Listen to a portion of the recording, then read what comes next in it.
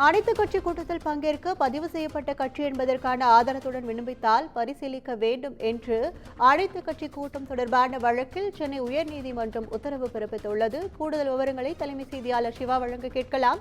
வணக்கம் சிவா, இந்த உயர்நீதிமன்ற உத்தரவு குறித்த கூடுதல் விவரங்கள் என்ன?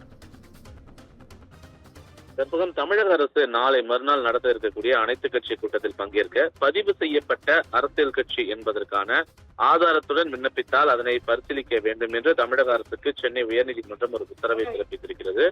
மக்களவை தொகுதிகள் மறுசீரமைப்பு செய்யப்படுவதால் தமிழகத்தில் மக்களவை தொகுதிகள் எண்ணிக்கை குறைக்கக்கூடிய நிலையில இது தொடர்பாக விவாதிக்க மார்ச் 5ஆம் தேதி தமிழக அரசு அனைத்து கட்சி கூட்டத்திற்கு அழைப்பு விடுத்திருக்கிறது.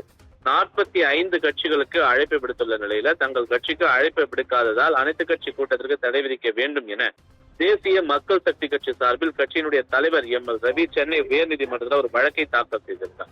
அந்த மனுவில் கட்சி துவங்கிய நாளில் இருந்து பெரும்பாலும் அனைத்து தேர்தல்களிலும் போட்டியிட்டுள்ள நிலையில எந்த தேர்தலிலும் களம் காணாத பல கட்சிகளுக்கு அனைத்து கட்சி கூட்டத்தில் பங்கேற்க அழைப்பு விடுக்கப்பட்டுள்ளது பாரபட்சமானது என்று அவர் தெரிவித்திருந்தார்.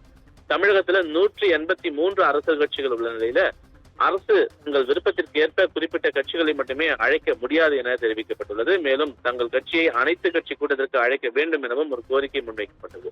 இந்த மனு நீதிபதி பரத் சக்கரவர்த்தி அமர்வுல இன்று விசாரணைக்கு வந்தபோது தமிழக அரசு தரப்பில் ஆஜரான தலைமை வழக்கறிஞர் பதிவு செய்யப்பட்ட அனைத்து அரசியல் கட்சிகளும் அனைத்து கட்சி கூட்டத்தில் பங்கேற்க முடியும்.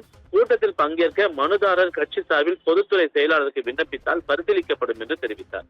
இந்த வாதத்தை பதிவு செய்து கொண்ட நீதிபதி கட்சியினுடைய பதிவு தொடர்பான ஆதாரத்துடன் இன்றே விண்ணப்பிக்கும்படி மனுதாரருக்கு உத்தரவு பிறப்பித்ததோடு அந்த விண்ணப்பத்தை பரிசீலிக்கும்படி தமிழக அரசுக்கும் நீதிபதி உத்தரவு பிறப்பித்திருக்கின்றார். கற்பகம்,